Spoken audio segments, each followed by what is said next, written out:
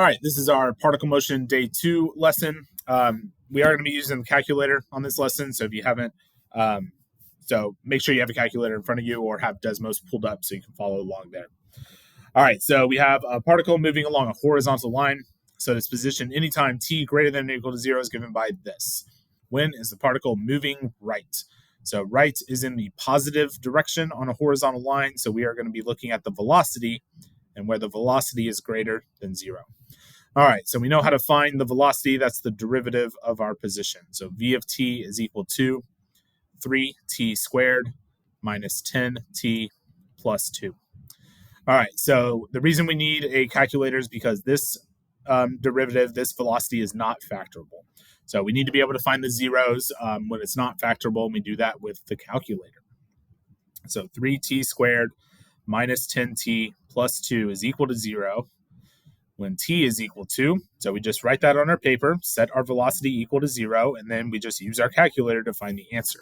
So I'm going to show you how to do this on the calculator, and then I'll pull up Desmos as well.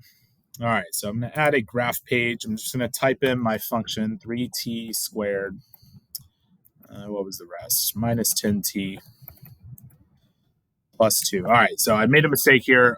In our TI inspires, we have to use x's, so no t's. There we go.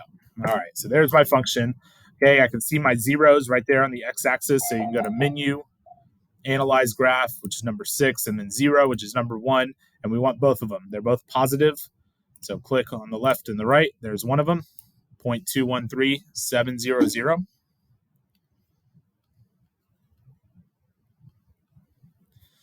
And t equals, and let's find the other one.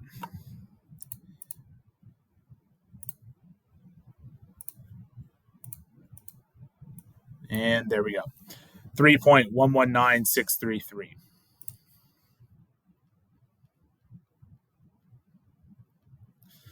Okay, you want to include more than 3 decimal places because we are going to use those numbers to do some work later on. You don't want to round intermediate numbers. You only want to round at the very end. Okay, my recommendation here is that you store these values in your calculator. So I'm going to pull up a calculator page, Control Doc, number 1 calculator page. And so I'm going to type those numbers in to 0.213700. And then you can click Control and the var button, which has STO above it. And then I'm going to store that as letter A. Okay, then my other one is 3 point something, 119633. And I'm going to store that, Control var, as letter B. So now anytime I type like a B, it's bold. Calculator recognizes we've stored something, and it'll print out the value that I want. All right, we can also do that on our paper. So I'm going to write that down. We're going to let A equal 0.213700, and we're going to let B equal 3.119633. So I don't need to keep rewriting those numbers over and over again. Now I can just write A when I want to use A. I can write B when I want to use B. All right, so it just helps keep your work a little more concise and a little more readable, and something the AP exam does a lot as well. Okay, so we are still trying to find where this particle is moving right. So we're going to need our number line. It's got an endpoint here because t is greater than or equal to 0. We've got our A, so I'm just going to write letter A there, which I've defined as this, and B right there. And then we could just look at the graph again for this. So A is, V is above the x-axis in that small little interval there, so positive. And then V is below the x-axis for that entire interval there, so negative, and then we're back to positive again. So let's write out our answer. The particle is moving right when 0 less than or equal to t is less than A, and t is greater than B. We know this because V of t is greater than 0 on those intervals.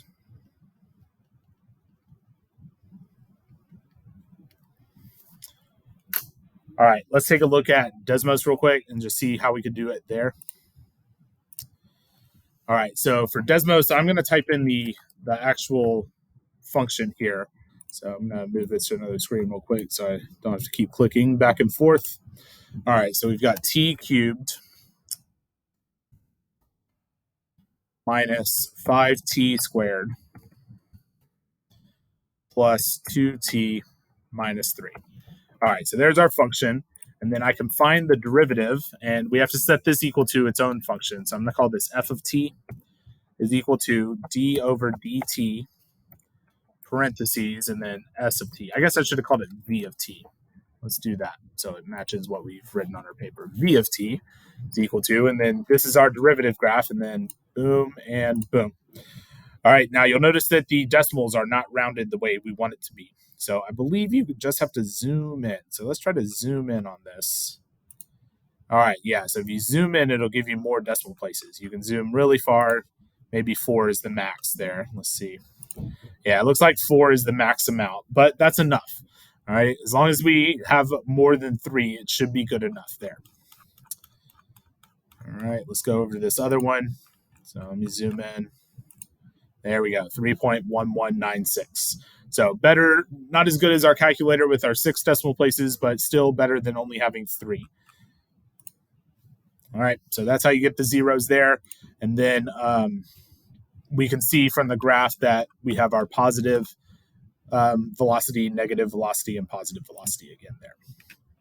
Okay. All right, find the distance traveled by the particle from t equals 0 to t equals 3.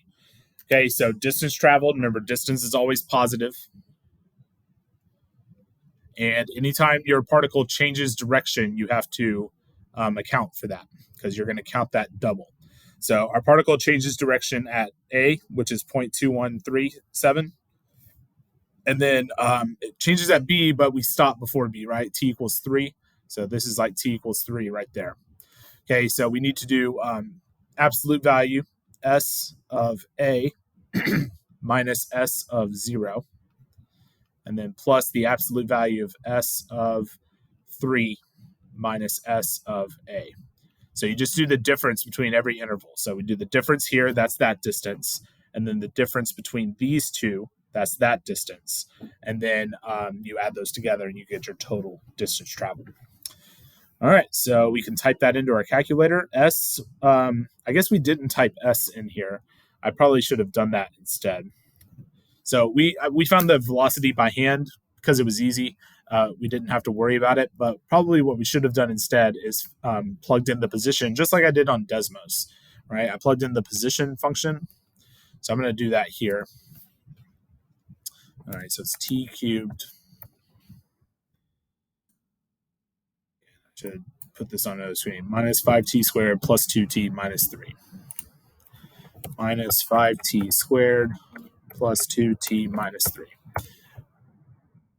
See, I messed up because I put t's instead of x's. All right. Those to x's. There we go. All right, there's that function, and then you can graph the derivative just like you did on Desmos. Click this button next to 9. Get your d over d one right there, x on the bottom, and then f1 of x right there. There's our derivative. Okay, but now we have the original function in there, so I can use that. All right, I'm using the original function, s of a minus s of 0. So I'm going to hit control divided by, and I'm going to do f1, that's the original function of a, and I have a, right, minus f1. All right, I messed up, sorry. We're not doing a rate of change, so I don't need a fraction. We're doing absolute value. So I'm going to grab the absolute value here. There we go. f1 of a minus f1 of 0. And then plus absolute value again, f1 of 3 minus f1 of a. So 12.418 would be our distance traveled.